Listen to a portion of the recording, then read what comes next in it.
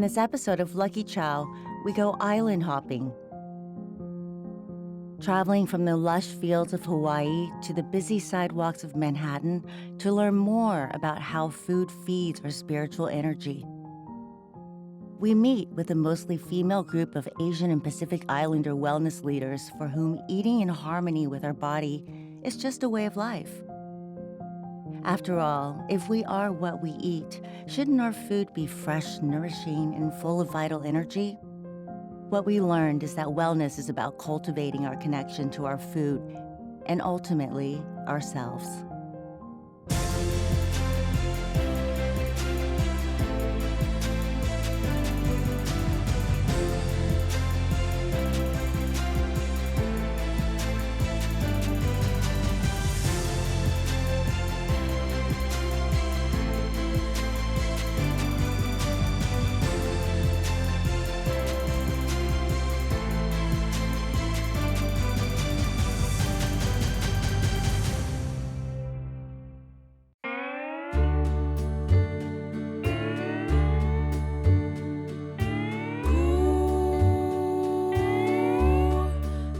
In Waihole, on Oahu's eastern coast, there's a completely off-the-grid taro farm that offers a glimpse into traditional Hawaiian farming culture. At Rapun Farms, a water wheel and solar panels provide alternative and regenerative sources of energy and a model of local and sustainable farming. A Harvard graduate and non-Hawaiian native, Paul Rapun fell in love with the land nearly half a century ago. Along with his brother Charlie, who also lives on the farm, he works 10 acres the traditional way, by hand, with help from his growing family, especially his wife Lori Rapun, who runs the poi factory, and his daughter Kealohi. More than half of our income is taro. And when we grow taro, we grow wetland taro, which is really sticky. What are the best growing conditions for taro? It likes to have its feet in the water and its head in the sun. Huh. So the sunniest places grow the best taro if they've got enough water.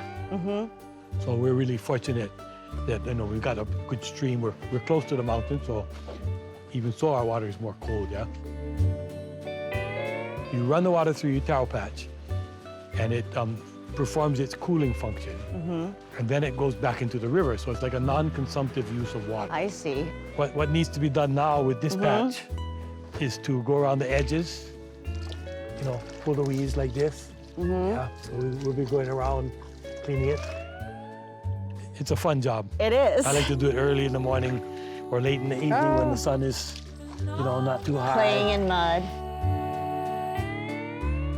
Pull it out like this, and then stay low. When you pull the roots, you're gonna pull it back up towards the stem. They come off easily. If you try to pull them down like this, it's a lot harder. So shake it in the water a little bit, pull it, yeah, like that. Good. Okay. And then around the base of the stalk, you're gonna wanna make sure it's clean so that you can see the kohina. There you go. And you can use your foot to pry the rest of the roots loose. Or your And hand. then Wow. if you take your hand down, so if you let it go and take your hand down now, you can work your hand around, pull the roots up, and then break it away from.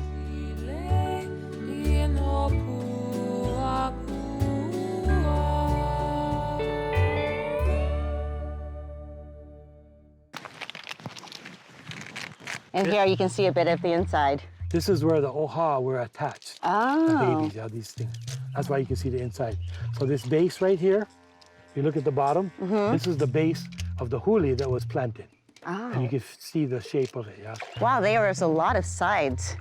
There are a lot of babies, yeah. Yeah, so how many babies does a taro plant How many usually is that? bear? 1, 2, 3, 4, 5. This ha The stem. is also edible. Okay. Yeah. Oh, really? And- What do and you the do leaf, with it? You eat it like a vegetable. This is the lao. In the middle is the pico, like we have a belly button. This is the pico. And this part makes a delicious spinach. Genetically, it'll grow back to be the same plant as this. This is the same plant as that. This is the same. You can plant this and it'll grow up and become a makua again and have babies. And you could keep on doing that. On Hawaiian plates, taro, or kalo, is commonly served as a starch called poi, which is made from cooked taro. Here, it is thoroughly cleaned and personally inspected by Lori Rapun before each piece is deemed ready to be stirred in. One bad taro can ruin the pot of poi, which Paul stirs by hand. Poi can be fermented and kept for months, making this a nutritious staple ripe with spiritual meaning. So to understand the true sort of cultural significance of kalo in Hawaii, you kind of have to go back to the origin stories that are embedded sort of in the culture. And it takes us back to this idea of kalo being related to man, related to land. And so it's this kinship relationship. Back before time, in the time of the kumulipo, the darkness of the earth, the gods were the only thing that were here. And the island birthing mother, Papahana she and the sky father, I guess for lack of better terminology, Wakea, gave birth to each of the islands. Wakea takes a second wife, third, fourth, fifth, maybe seventh wife, and births a child, a stillborn child. And they name that child Haloa Nakalau Kapalili. And that child is buried in the east. And it was said, different versions of the story, but the mother kneels and weeps over his grave.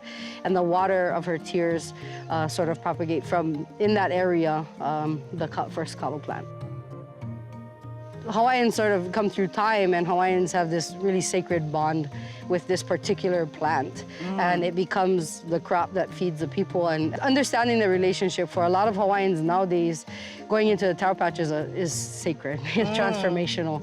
It brings them back to culture. It brings people back to place. So for Hawaiians who have been, their families have lost land and been forced to move into the cities, into high-rise buildings, you know, this kind of place brings them back, and the work with Taro brings them back to that. Kealohi plays a big role in keeping the Rapun Farm's legacy alive. Along with the next generation, she is determined to continue farming on this land for as long as they can.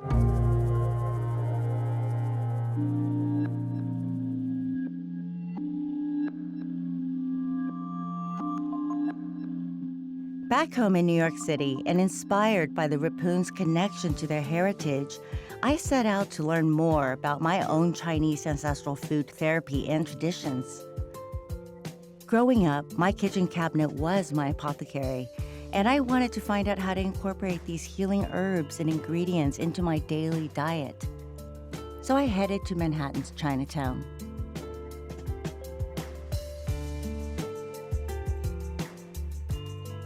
I think ginger is so beautiful. In terms of medicine, it gives you heat. What else does it do? So it's actually really good for throat, coughing, and for digestion. Why is a pomelo considered good luck? Yeah, so first of all, its shape. It's big and round, which is generally a good shape in Chinese culture, like a chubby baby. You know, and when it's in season, it's like a Chinese New Year as well. Right. So, and it has a lot of, how do you say, you open it, there's a lot of different petals in the sections. Yeah. So it's like abundance as well. Let's get one of these as well. Just 25 years old, Zoe Xingyi Gong has already gained a following for her youthful approach to traditional Chinese medicine, mostly through her social media, which often share glowing photos of Zoe alongside Chinese medicinal herbs. But she wasn't always the picture of health. When Zoe first moved to America from her native Shanghai, the American diet caused her to gain weight, break out, and generally feel lousy. It wasn't until she started to treat herself with the food and herbs of TCM that she found her way back to wellness. Back at her apartment, Zoe put her herbs to good use. Also an artist, Zoe creates abstract, textural paintings using the shape and grooves of Chinese herbs as her brush. What brought you to New York in the first place? Well, I came here first to study to NYU for nutrition and public health. Before that, I wasn't really into anything Chinese, actually. Oh, really? You know? Even though you're from Shanghai? I was always intrigued by, I guess, something I didn't know. And then after I came here, I started to realize my culture is so rich, and there's so many things that I didn't know about my own culture, and I was just fascinated. by the wisdom, you know, of our ancestors.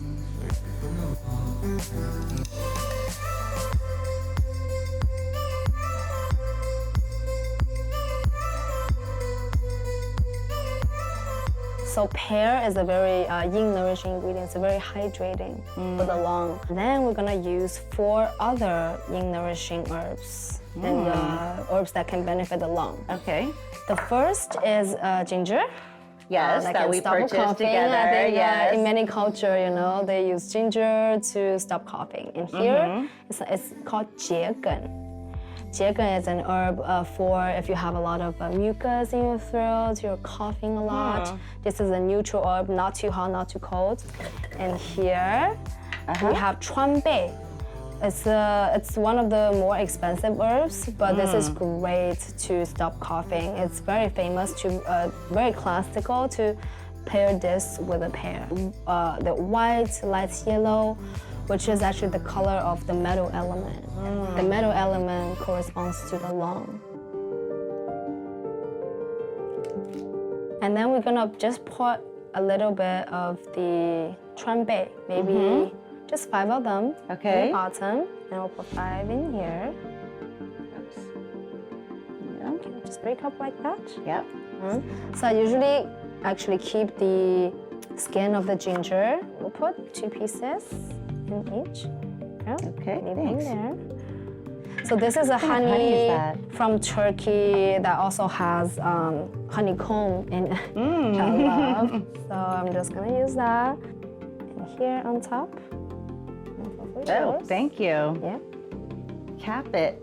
And I'm just gonna put the pear in like that. Right. So it sit up and takes about 20 minutes. Okay. Through food, you can change really how you feel, because you know the concept of qi, right? In Yes. the body, like the energy flow, life vital. energy. Yeah, exactly. So 70% of our body's qi actually comes from food. I think that Chinese food therapy really is all about just wellness in moderation and balance and Yeah. very intuitive. And it's just about the moderation and figure out what foods are good for you.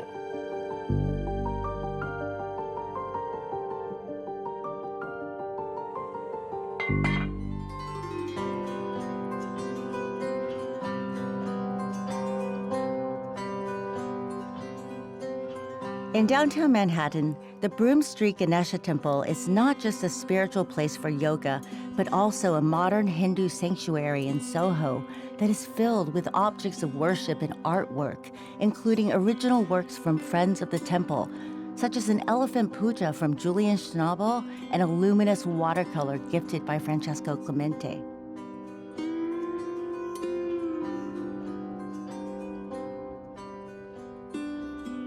When I heard about Monisha's community yoga class, followed by an Ayurvedic dinner prepared by Divya's Kitchen at the temple, I had to go. I started when I was 4. So I've practiced yoga since I was 4. I was born and raised in India, and only because my school had it. So back then, all the schools in India, or at least the ones that I was going to, had yoga. It's like PE. Exactly, exactly. It wasn't really a deep spiritual practice for me, and no one in my family was practicing it. At least, my immediate family, they were not into that. It was only later on when I became an adult that I realized how much it has served me. And I decided about 22 years ago to get my teacher's training, and I got it in India, and I've been teaching ever since in New York City. But what's different about yoga is you're bringing the intention, the awareness, and going inward. So it's a work in rather than a workout. It's about heightening self-awareness, getting to know oneself, and going beyond. And I think these changes will happen on their own as you evolve, as the person evolves. I don't think you can say, okay, now do this, or this is how you grow spiritually. I think it's an individual journey for everyone. I'm of the school that balance, it's all about balance, about moderation and balance, and it's also about sustainable lifestyle, right? Yoga and Ayurveda are like sister sciences. In yoga, it's recommended to have a sattvic meal, which means it's mostly plant-based. In Ayurveda, there is some meat, but we want to eat foods that have a lot of prana. So if you think about it, like you take a piece of celery and put it in water and it'll start sprouting. You take a piece of meat and bury it, it's going to have mold. That's what's going to grow. So prana means life force? Prana is life force, vital energy that's coursing through the body. And we want to make sure that we're eating foods that maintain good health and don't create blockages. But yoga really encompasses really mostly the meditation and the breathing practices and about clarifying and purifying all the nadis, the channels in the body where these blockages can take place, and that will lead to disease. So you want to make sure that you're eating a healthy diet and causing least amount of obstruction. I'm discovering that the way I've been living my life and the path that I've found is very much the same as what Ayurveda prescribes.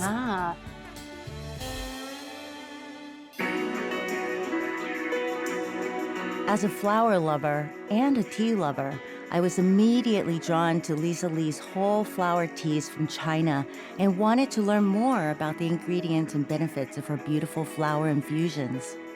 We met in New York's Flower District, where we actually found blossoms that are used in her teas. I think we both grew up drinking tea, Yes. right? Yes. And in China, flowers make for great whole tea. Absolutely. I think there is something so meditative and ritualistic to watch a dried flower come back to life through this like water infusion and become this incredible visual experience as well for all the senses. This is one of my favorite flower shops in the city. So what was it like to travel through China visiting flower farms? It was definitely very experiential because you really get to see the land and talk to the people behind growing the flowers. Not only did Lisa name her brand Drink the Qi. Qi is Chinese for life force. She's also a Qigong practitioner, so I asked her to teach me a simple Qigong move that is part of her daily diet. What is the primary difference between Qigong and Tai Chi? I would say the main difference between Qigong and Tai Chi is I think Tai Chi is more about martial arts. So if you think of like, you know, martial arts in that realm of things, Tai Chi is sort of like the foundation to cultivate those movements and Kung Fu. So Qigong is more meditative, but Qigong is much slower. It's less about stretching. So you're just standing like this, sort of like shoulder length with your feet, and you just bend a little bit. And what you're gonna do is like take your hands and arms out, almost like holding a huge ball like this, and you're just gonna scoop down and grab it, all the energy from earth, and then you're gonna push it up. Wow. In a way, it's cultivating and moving your whole body's energy from nature, from the earth, from the ground up. And when you bring it up, you can breathe in and you breathe out. You push out as you breathe out. Back at Lisa's apartment, we learned more about each flower's energetic properties.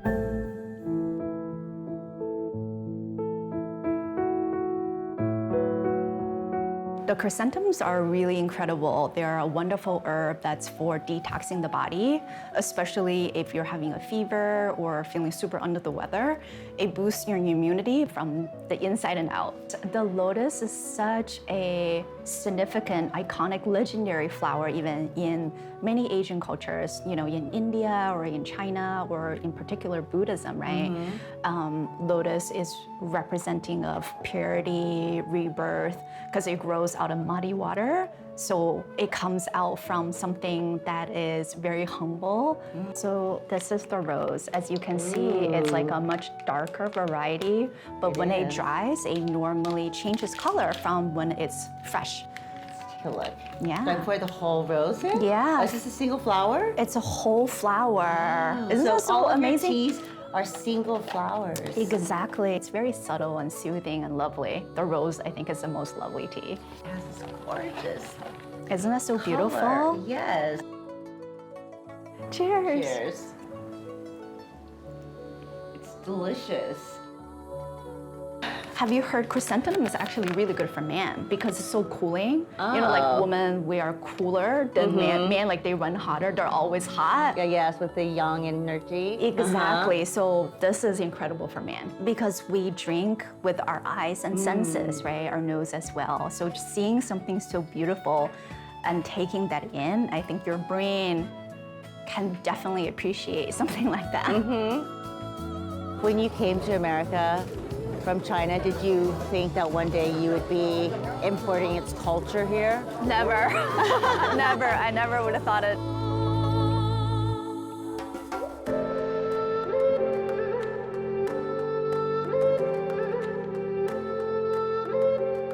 In the heart of Oahu lies Kokua-Kalihi Valley, a comprehensive wellness center that also operates its own lush 100-acre nature reserve, just minutes away from the city. There, they practice food as medicine, direct from the land. What they grow is used as medicine and healing food to treat their patients, who are mostly Asian and Pacific Islanders. We met with Sharon and Puni, both native Hawaiian cultural practitioners and two of the forces behind Kokua-Kalihi Valley's efforts to cultivate mana, the spirit and life force of the land that feeds us. You know, we think of medicine as this like very, exotic thing, but our food is our medicine. So when the body is strong from the plants, from our connection to the trees and to the earth, that's when life is whole. That's that kind of like wholeness that we're looking for. And it's not just like a recipe that you kind of get. A lot of people have this idea that they're gonna get a recipe and then extract the great mana from the land so that they can have what they want. It's a balance. We are responsible for making sure that the mana of the land is thriving also.